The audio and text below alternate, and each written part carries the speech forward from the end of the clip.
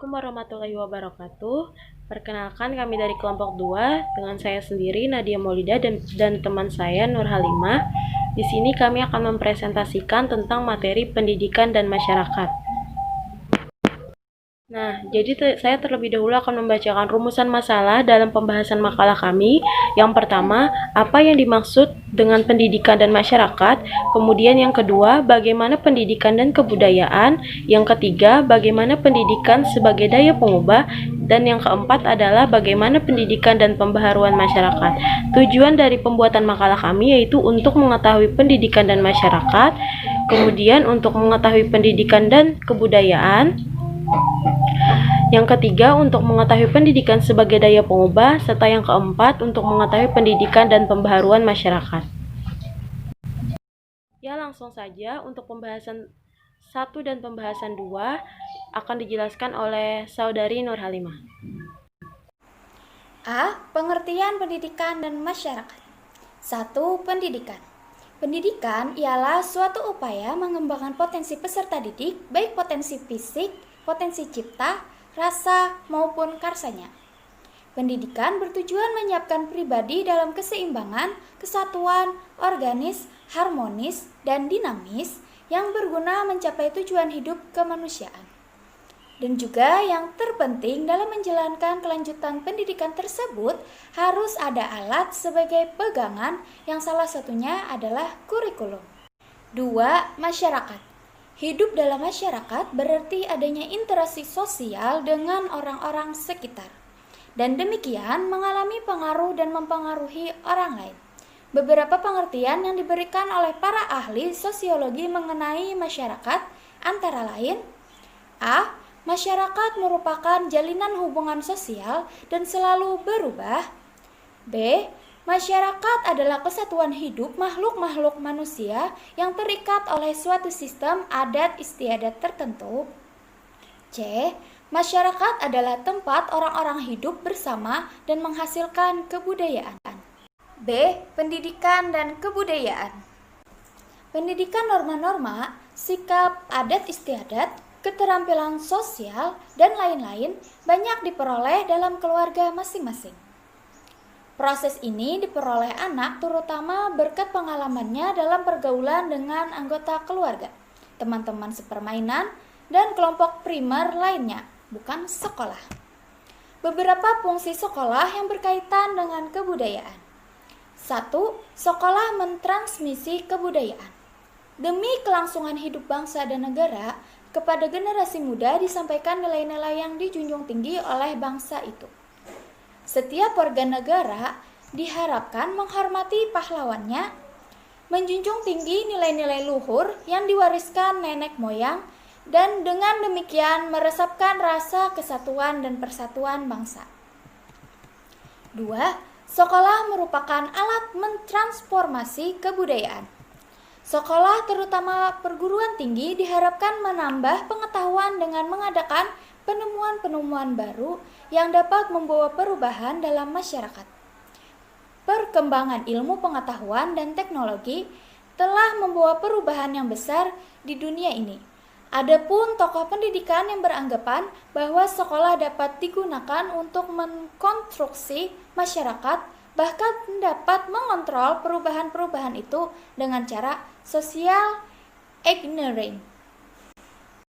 Ya, kemudian bagian C kita akan menjelaskan tentang pendidikan sebagai daya pengubah.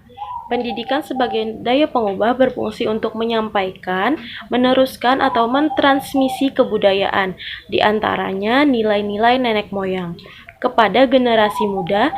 Dalam fungsi ini, sekolah harus bersifat konservatif dan berusaha mempertahankan status quo demi kestabilan politik, kesatuan, dan persatuan bangsa. Kemudian, di samping itu, sekolah juga turut mendidik generasi muda agar hidup dan menyesuaikan diri dengan perubahan yang cepat akibat perkembangan ilmu pengetahuan dan teknologi. Dalam kemajuan ilmu pengetahuan dan teknologi sekarang, sekolah seharusnya sudah memegang peranan penting sebagai agen of change atau agen perubahan untuk membawa perubahan-perubahan sosial ke arah yang lebih baik. Akan tetapi, dalam norma-norma tertentu seperti norma-norma sosial, Contohnya struktur keluarga, agama, filsafat bangsa, sekolah cenderung untuk mempertahankan yang lama. Dan dengan demikian, agar tidak terjadinya perubahan yang dapat mengancam keutuhan bangsa. Jadi dalam perubahan-perubahan yang ada, tidak harus semua atau semua kegiatan yang ada di sekolah itu dirubah. Kita bisa mengambil poin-poin penting dari arah kemajuan teknologi dan ilmu pengetahuan. Contohnya misalnya dari segi teknologi, kita bisa menggunakan LCD pada anak sekolah dasar, kemudian kita bisa menyimpan buku di HP, tidak harus diterbitkan atau di print. Nah, itu adalah kemajuan-kemajuan teknologi sekarang yang perlu kita ambil. Tetapi ada yang perlu kita tahan agar tidak mengancam keutuhan bangsa maupun perubahan yang bersifat hal negatif tersebut. Kita lanjut pada bagian D, yaitu adalah pendidikan dan pembaharuan masyarakat. Nah, di sini para pendidik yang menaruh kepercayaan besar sekali akan kekuasaan pendidikan dalam membentuk masyarakat baru. Karena itu, setiap anak seharusnya diharapkan memasuki sekolah dengan ide-ide baru tentang masyarakat yang lebih indah daripada yang sudah-sudah. Sekolah harusnya sudah bersifat konstruksi atau mengubah dan membentuk kembali masyarakat baru. Pada zaman pendidikan sekarang, mungkin anak-anak sudah mengalami status yang namanya globalisasi atau perubahan-perubahan yang sudah dialami oleh anak-anak itu sendiri. Perubahan-perubahan itu antara lain tercermin dari dalam perubahan dan pembaharuan kurikulum dan sistem pendidikan. Peralihan dari zaman kolonial ke zaman kemerdekaan memerlukan berbagai perubahan kurikulum. Seperti contohnya kita dulu pakai kata SP, kemudian dipindah ke kurikulum 2013, kurikulum 2013 direvisi sehingga menggunakan buku tema-tema sekarang. Nah, tetapi perubahan-perubahan itu harus sesuai dengan filsafat bangsa kita. Nah, jadi di sini masyarakat berfungsi sebagai penerus budaya dari generasi ke generasi selanjutnya, secara dinamis sesuai dengan situasi dan kondisi serta kebutuhan masyarakat tersebut. Melalui pendidikan dan interaksi sosial, diharapkan masyarakat bisa mengetahui bahwa pentingnya penerus budaya dari generasi ke generasi tersebut. Nah, dengan demikian pendidikan dapat diartikan sebagai proses sosialisasi seseorang agar dapat beradaptasi dengan norma dan nilai-nilai dalam masyarakat. Tidak hanya masalah belajar mengajar, tapi di sekolah sangat penting diajarkan bagaimana bersosialisasi dengan masyarakat sekitar, kemudian membentuk ide-ide baru dalam sekolah tersebut. Hidup di dalam masyarakat tidak mudah, karena terdapat tata aturan yang beraneka ragam, sehingga seseorang harus pandai-pandai menyesuaikan diri dengan aturan yang berkembang di dalam masyarakat. Selain itu, kepentingan individu setiap anggota masyarakat tidak selalu sama. Masyarakat itu sendiri selalu mengalami perkembangan dan perubahan.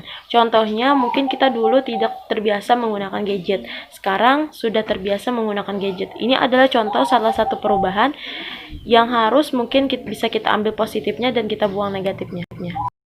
Teori sosiologi pendidikan, menurut yang dikemukakan Wilbur B. Brookhover, perubahan masyarakat yang disebut social order terjadi dalam 4 fase, yaitu fase pertama, masyarakat tidak mau mengalami perubahan yang datang, baik dipaksakan ataupun tidak dipaksakan, mereka akan tetap menolak, karena masyarakat ini berpegang teguh kepada norma yang ada, yang dianggap mereka baik dan melindungi mereka dari bencana.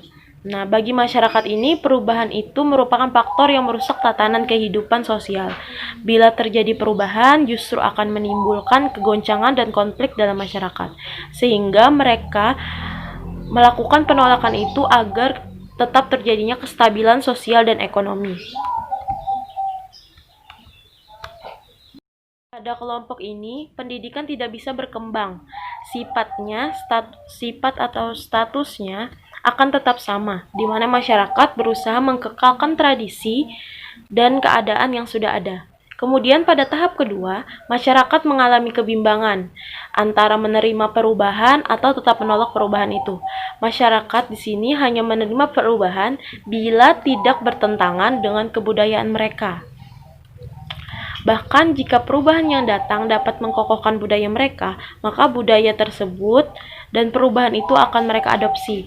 Nah, contohnya misalnya ada perubahan-perubahan yang mereka bimbang antara menerima atau menolak, tapi mereka akan mencari celah apakah banyak negatifnya atau positifnya. Ketika banyak positifnya, maka mereka akan mengadopsi budaya itu atau menggabungkan menjadi satu budaya yang lama dengan budaya yang baru. Kemudian pada tahap ketiga, masyarakat sudah mulai menerima perubahan sosial, sehingga mereka mempersiapkan generasi penerus mereka melalui pendidikan. Dengan demikian, perubahan yang akan dilakukan telah direncanakan terlebih dahulu, bahkan dapat dipercepat melalui proses pendidikan. Bagi masyarakat yang berada pada fase social order ketiga ini, peranan penting pendidikan sangat penting bagi mereka. Karena education as an agency of change. Nah, mereka berpikir bahwa pendidikan sudah bisa melakukan perubahan-perubahan hebat di dalam masyarakat mereka.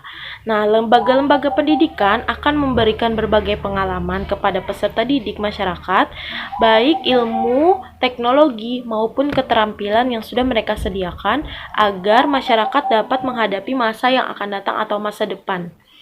Nah, kemudian kita lanjut pada fase keempat. Nah, pada fase keempat ini masyarakat telah mengalami kemajuan. Yang awalnya bimbang, kemudian bisa menerima hal-hal yang baik.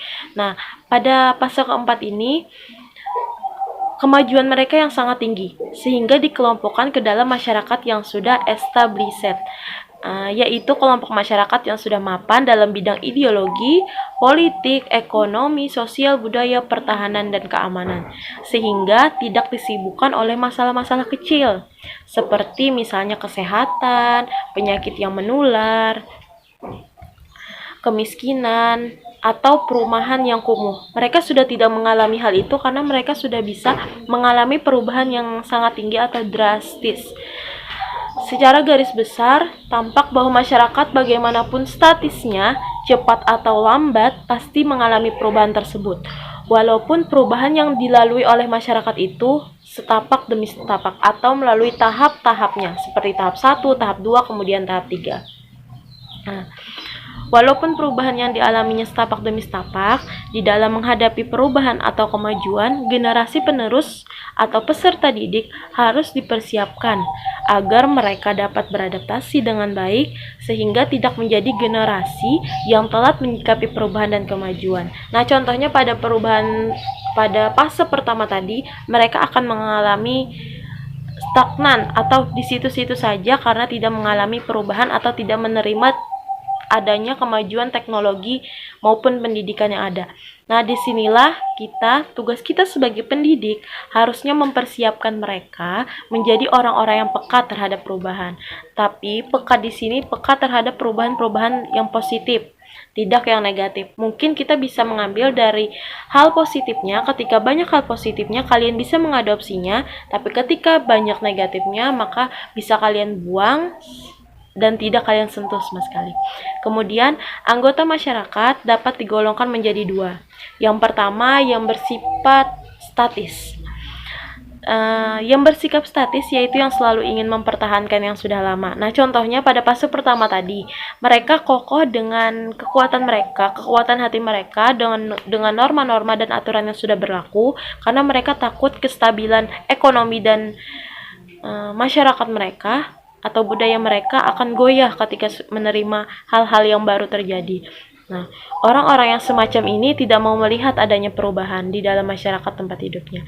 Jika ada sesuatu yang baru, selalu saja mereka ingin menolaknya. Nah, kenapa mereka ingin menolaknya? Mungkin mereka takut atau mereka belum mendapatkan sosialisasi tentang perubahan-perubahan tersebut. Kemudian, anggota masyarakat yang kedua yaitu yang menghendaki adanya hal-hal baru dan maju. Nah, biasanya ini terjadi di perkotaan. Orang-orang di perkotaan sudah mampu menerima hal-hal yang baru dan mereka menerima tantangan-tantangan zaman yang mungkin sudah banyak perubahan di zaman sekarang. Mereka termasuk orang yang kreatif dan dinamis, yang ingin memajukan cara hidup, ingin kemakmuran dan kesejahteraan mereka tercapai, sehingga mereka enggan menolak hal-hal yang bersifat baik untuk mereka, walaupun memang ada negatifnya, tapi mereka enggan menolaknya dan siap untuk menerima perubahan-perubahan tersebut. Nah, kelompok kedua inilah yang akan menjadi agen pembangunan masyarakat dan pendorong masyarakat untuk maju. Oleh karena itu, tugas pendidiklah untuk mencetak individu anggota masyarakat yang memiliki kecenderungan untuk maju, berpikir kreatif, dinamis, dan inovatif, sehingga mereka dapat menjadi agen perubahan masyarakat bangsanya. Nah, dari penjelasan saya ini, kesimpulannya adalah setiap kelompok, entah kita mau menerima atau tidak menerima, memiliki alasan masing-masing. Seperti contohnya kita menolak perubahan, seperti yang misalnya terjadi di berbagai suku-suku yang ada di Indonesia. Mereka akan menolak perubahan itu karena mereka takut kestabilan ekonomi serta perkembangan diri mereka atau budaya mereka akan hilang begitu saja ketika menerima perubahan. Tetapi untuk masyarakat perkotaan, mereka mereka membuka diri untuk mengalami perubahan-perubahan tersebut. Entah itu menolak atau entah itu menerima, mungkin ada hal-hal positif yang bisa diambil dari pembelajaran entah itu menolak atau menerima agen perubahan tadi. Tetapi kita sebagai masyarakat harusnya dapat menerima hal-hal yang memang positif untuk kita terima dan kita buang hal-hal yang negatif, karena kita tidak bisa menghambat arus globalisasi yang sudah ada, kemajuan teknologi dan pendidikan yang sudah ada. Nah, ketika itu perubahan bersifat positif, maka silakan kalian ambil, dan ketika negatif silakan kalian buang. Dalam penjelasan ini, yang pertama, pendidikan dan masyarakat adalah upaya untuk mengembangkan potensi-potensi peserta didik, baik untuk dirinya dan berguna untuk masyarakat yang lain. Kemudian yang kedua, pendidikan dan kebudayaan adalah pendidikan norma-norma, sikap, adat istiadat, keterampilan sosial, dan lain sebagainya, diperoleh dalam keluarga masing-masing. Kemudian yang ketiga, pendidikan sebagai daya pengubah berfungsi untuk menyampaikan, meneruskan, atau mentransmisi kebudayaan, diantaranya nilai-nilai nenek moyang kepada generasi muda. Yang keempat, pendidikan dan pembaharuan dalam masyarakat. Dalam dunia yang dinamis, tidak dapat setiap masyarakat akan mengalami perubahan. Tidak turut berubah dan mengikuti pertukaran zaman akan membahayakan eksistensi masyarakat itu. Nah, tiap pemerintah akan mengadakan perubahan yang diinginkan demi kesejahteraan rakyatnya dan keselamatan bangsa dan negaranya. Daripada itu, usaha adanya keseimbangan antara dinamika dengan stabilitas merupakan perubahan-perubahan itu, antara lain tercermin dalam perubahannya dan pembaharuan kurikulum ke sistem pendidikan.